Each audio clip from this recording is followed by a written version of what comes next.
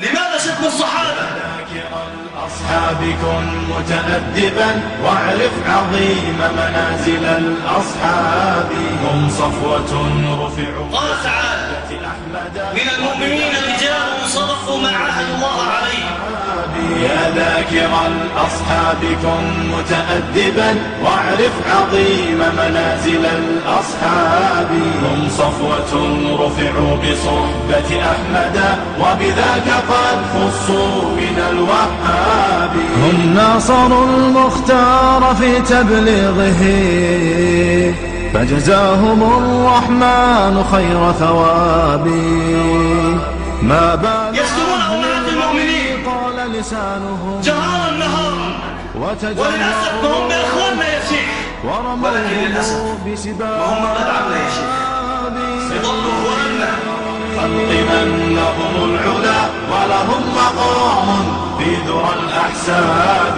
من قبل صرح أعوج عن حقده في سب شيخ متق أواب.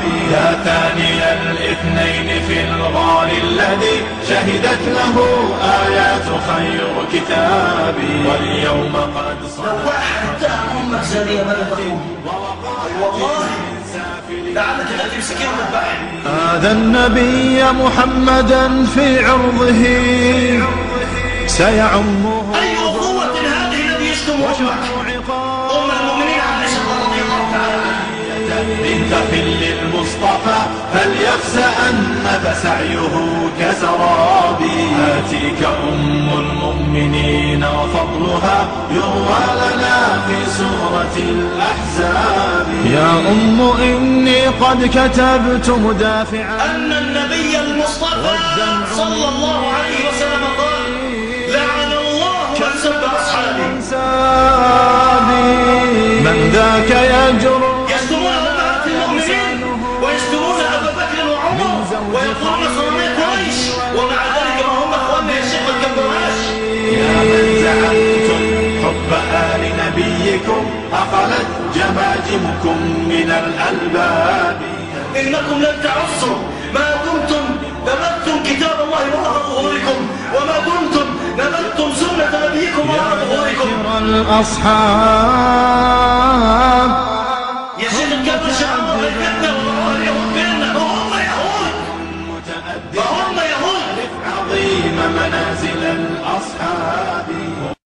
ما هم بأمة أحمد لا والذي فطر السماء. ما هم بأمة خير خلق الله بادئا وانتهاء. ما هم بأمة أحمد لا والذي فطر السماء. ما هم بأمة خير خلق الله بادئا وانتهاء. ما هم بأمة أحمد لا والذي فطر السماء. ما هم بأمة خير خلق الله بادئا وانتهاء. ما هم بأمة سيدي حاشا فليسوا الأكفياء. ما هم بأمة من على الأفلاك قد ركز اللواء. من حطم الأصنام، من أرسى العدالة والإخاء. من أسمع الدنيا حداء المجد فاشتعلت حدا. من قاد قافلة السلام وفجر الصحراء ماء واستمطر التاريخ فانهمرت سحائبه ثرى. وغزا الظلام وجاء بالحق المنور حين جاء. لم يفقهوا بدرا ولا